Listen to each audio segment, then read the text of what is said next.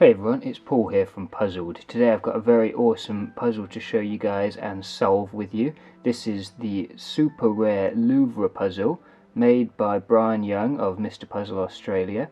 This is a very limited edition puzzle which can no longer be bought from the website, as he only made several hundred pieces, and they have now all sold. I think this is a few years ago, and there have been a few auctioned according to his website at several $100s more than the original price, so this is quite a rare and sought after puzzle. It's obviously designed to be the front of the Louvre Museum in France.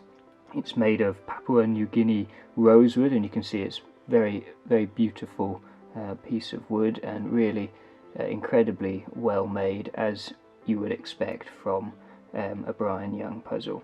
The solution to this puzzle was really interesting. It uses a lock that was originally built into the SMS box, which is a very famous, extremely difficult puzzle, and it's got a similar lock inside here, though a little bit more accessible, as we can actually see some of the components once we make our way further into this puzzle. It's a sequential discovery puzzle, and the challenge here is to rescue the Mona Lisa, which the museum have lost, and then raise the French flag at full mast on top of the museum. Let's get on to solving it. Okay, so the first thing that we notice is it's got a few rattly bits in there, as you can hear. So we know that there's some moving parts inside, and just on further inspection of the actual puzzle, we've got these three steel pins in the front, which are flush with the puzzle itself, as you can see. There's a hole in the top, which we can't really see a lot in there, it's pretty dark. The back of the puzzle is completely plain, but crucially on the underside we've got this bar along the bottom here with a nice little dovetail joint on either side. So initially this is where we think to start, and by giving a little push on the end there, you can see that it just goes down slightly, and it won't go any further, but just that little bit there, it goes down. Okay, and then what's really interesting, with that one pressed in, if we turn it upside down, when we push it back, I don't know if you could hear that, it makes that little sound of a pin dropping down. So definitely a case of there being a pin in this in here somewhere holding this down. So usually the solution for a pin problem. Okay, so we've given it a little bash. It's now gotten stuck here, so we can't get any further, and we can't quite get that out there. Now you probably can't see this in the camera, but this black hole, at the moment I can't see anything in there, but as I slide it slowly back, just when I get to here, I can see some kind of little pin through that hole. If I tip it upside down, this pin comes sliding out now. Okay, I'm going to set the pin down. Now this should let me open this a bit further now. There we go, look, okay, fantastic. So now it opens almost halfway open. Okay, so we've got all sorts now. So we can see in this hole here, the way this lock works is there's a pin inside this little hole. So as you can see, if I put this rod back in, that's now blocking it, like that. When we do the little bash, when we do that little move like that, the pin that's at the bottom of there moves out the way, which allows this rod to fall a little bit further in. Let's see if I can get it. So you can see how much it's coming, almost halfway there. There we go, can you see now it's dropped much further in? So you give it a little bash, the pin that's in the bottom here comes out the way, and it allows this pin to drop further in. Okay, that's what then allows us to slide it a little way. And then we come back a little bit until this hole lines up with that pin, and then we can slide it out. Brilliant. We can also now fully reveal this French flag, and the French flag's got a little hole just here, and you can actually see a magnet in that hole, and the very tip of this pin, as you can see there, is also a magnet. So we can just slide that in and extract the little flag. Very cool.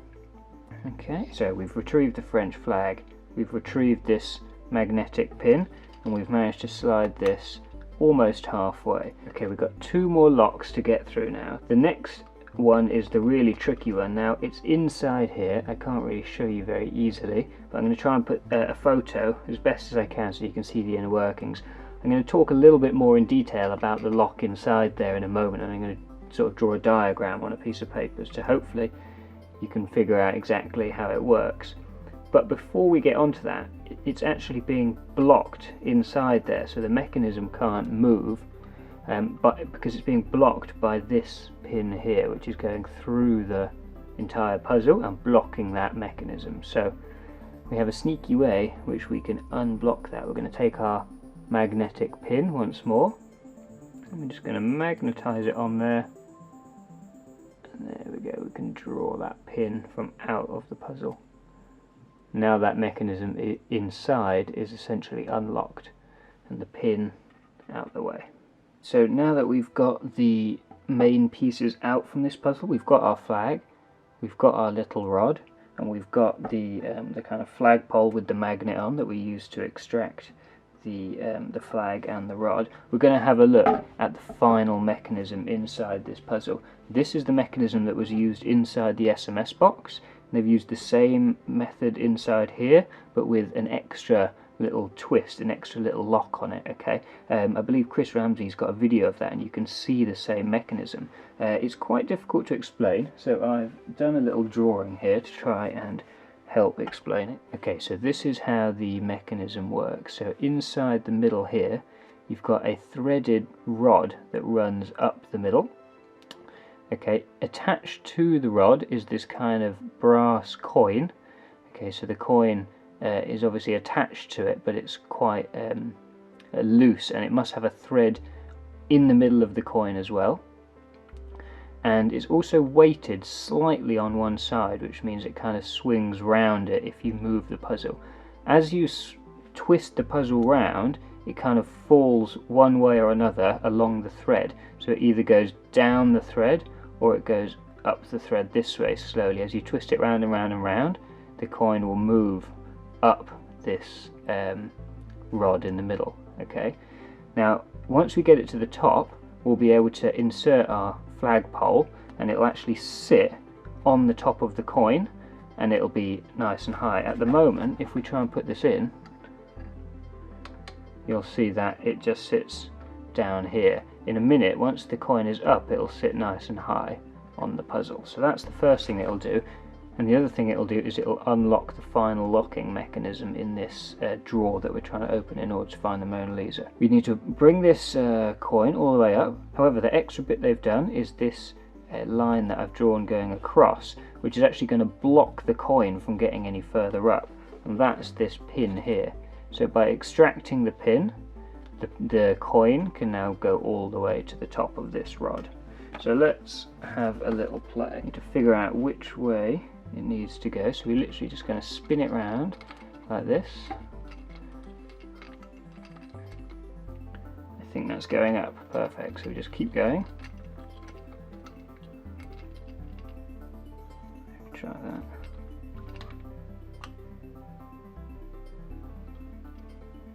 Okay, a bit further.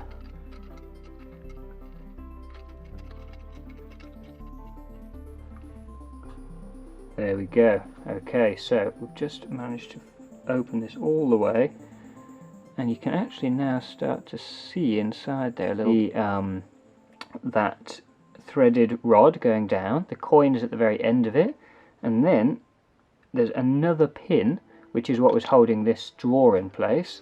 Okay, so the pin, if I get my diagram back, there's a pin that comes up from the bottom. Okay, the drawer is down here, so at the moment the drawer can't open because the pin's in it. As the coin moves further up, the pin, when you turn the puzzle upside down, will fall until it hits that coin and gets stuck. So if the coin is way up here, the pin will slide and get stuck way up here, which now allows the drawer to open all the way, which is now where we're at. So that can come all the way out. You can see here, this is the threaded rod, and that's where the little pin comes in and out. There you go, there's the little pin there that was holding the drawer in place for that final lock. Now that the coin has moved all the way up to here, this pin will just drop out the way like that. And that allows us to extract the rest of this, and should find us the last piece of the puzzle. Old Mona. So we've got Mona Lisa. Pop the flag on the top, and you can see now that's raised all the way up, and the puzzle's solved. We will need to put it back together in a moment, which I'll show you on camera. I think what's so fantastic about this puzzle, it's got a really diverse set of little locks, each one completely different from the last, and also you're never completely without a little clue or without an idea of what you're trying to achieve.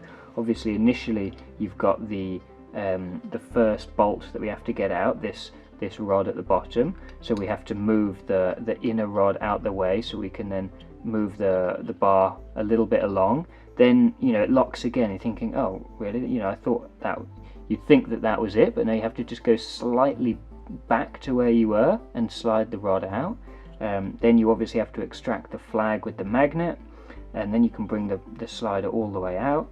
Then you've got the little rod in here, and then obviously you've got the final locking mechanism where you have to spin the puzzle round and round.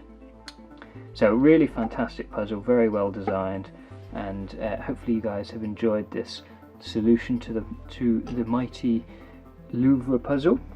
Now we're just going to put it back together.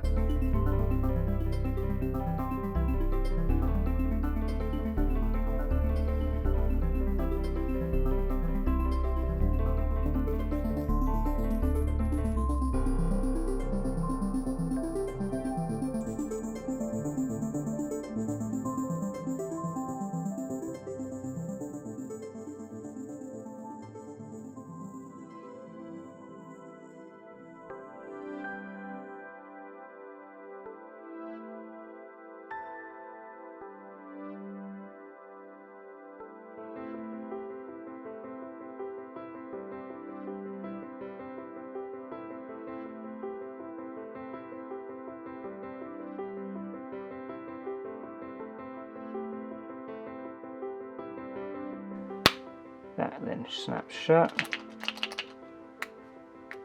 Back to square one. So there is the full solution to this Louvre puzzle, one of my absolute favourites, and I do hope you guys have enjoyed going through this incredible puzzle with me. If you did enjoy it, don't forget to leave a like on the video, and please do leave some comments for some feedback. Obviously I'm very new to these puzzle videos, so let me know how I'm doing and if you've got any suggestions.